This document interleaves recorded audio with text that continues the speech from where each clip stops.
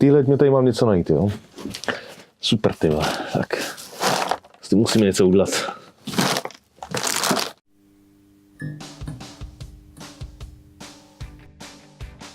Takže, jak je vidět, světlo mi tam vzadu nesvítí, je třeba si vždycky svítit nějakým telefonem nebo baterkou.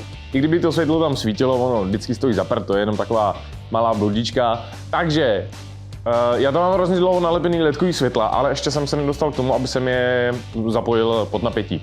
To znamená, dneska si zapojíme ty světla a jdem na to.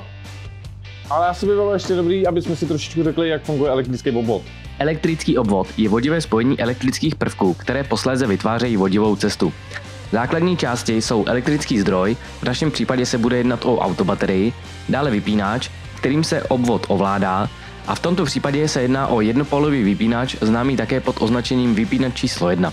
A nakonec nějaký spotřebič, v našem případě se bude jednat o žárovku, respektive LED pásky. A samozřejmě také nějaké vodiče, které tyto prvky pospojují. Když se vypínač zapne, dojde k uzavření elektrického obvodu a šťáva se dostane do světla. Nicméně já budu zapojovat trochu složitější obvod, kde místo jednopolového vypínače použiju dva střídavé přepínače, známé také pod označením přepínač číslo 6 a také pod ještě známějším označením schodišťový vypínač. Má jeden společný přívod a dva vývody, ke kterým tento společný přívod střídavě připojuje. Typické použití těchto spínačů je například v chodbách anebo na schodištích, kde chceme ovládat osvětlení ze dvou míst. Už víme, co všechno potřebujeme, jak funguje ten elektrický obvod, teď si ještě ukážeme ty věci. Takže krabičky, ve kterých budeme spojovat vodič, samotný vodič, v našem případě CIA 1,5, přepínače nástěnný číslo 6, úložiště na pojistku, bezpečnost především, a vagosvorky, se kterými budeme propojovat ten drát. Tohle je moje dodávka. Ten hadr tady nemám, abyste nevěděli dopředu, ten tady mám, abych já vepředu mohl normálně fungovat, protože v zimě bez toho hadru je tam stejná teplota jako venku, i když topení jde naplno. Světla mám nalepený tady, jsou tam nalepený nějakým silikonem, tuším, drží hodně pevně. Tady je budeme zapojovat tady z toho konce. Tady bude jeden vypínač, aby k němu byl normální přístup tady z těch vrát, když se otevřou. Druhý vypínač dáme takhle sem, opět otevřou se vrata a natáhnu se cvak.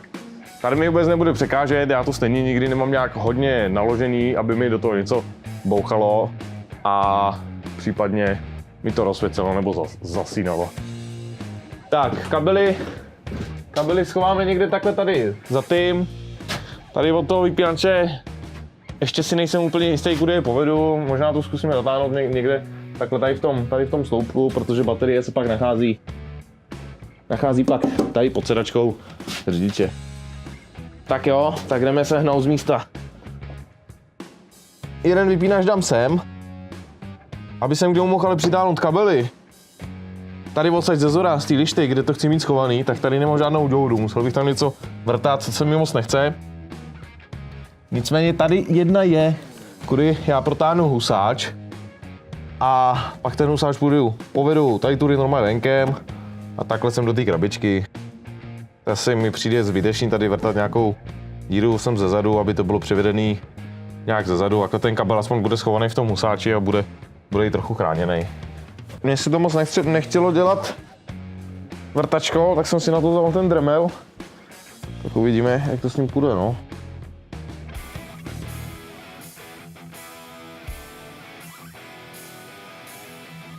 Nice! Super! Tam procpu ten husáč tou děurou. Tak. Ale paráda bude takhle tady.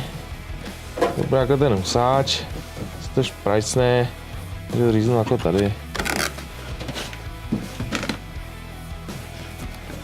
Si to tady trochu označkujem. Jedna, bude druhá.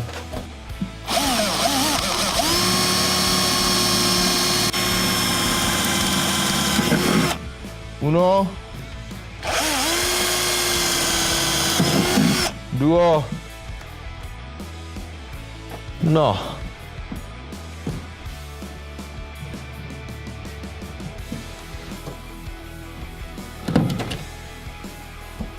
Super, ne? Teďka si natáhneme husáč odsáď až sem nakonec, ve kterém povedou dohromady 3 ty vodiče.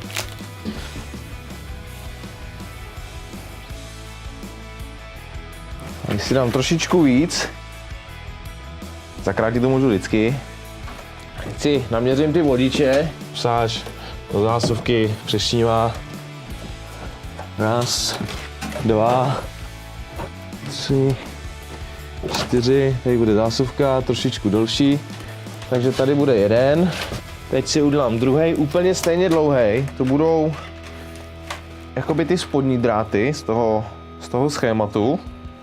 Horní, co tam je, co je kreslený do světla, bude ukončený teda takhle tady někdy v té krabičce, jo.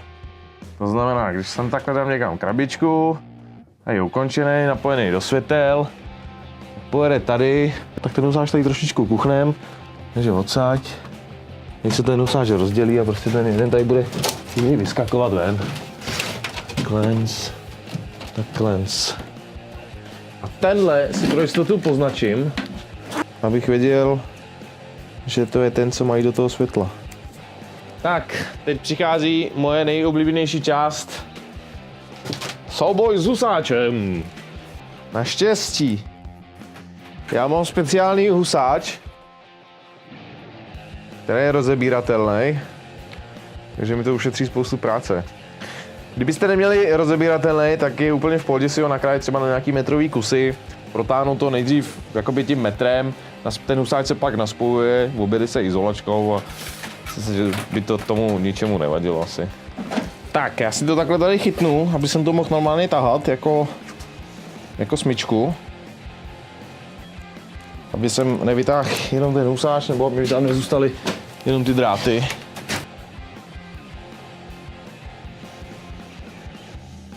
Super, ne? Jak to tam zaplulo.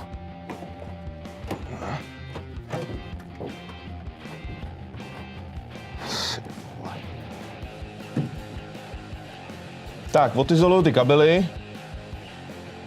Použijeme na to takovýhle vedličky. Oni se tam do toho vypínače potom pěkně vejdou pod ty šroubky.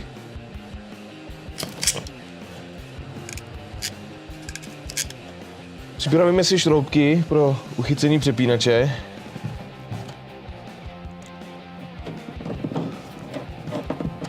Otevřu přepínač plochým šroubovákem do boku, do toho pantíku, trošičku zapáčit a otevře se to.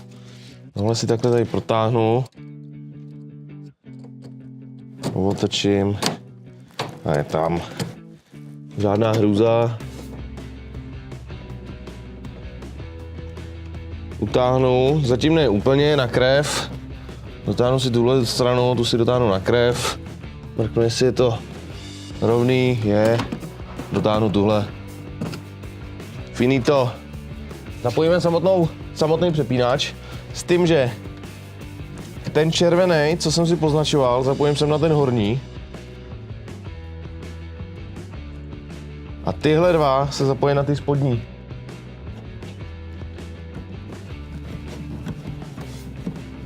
Zavřeme.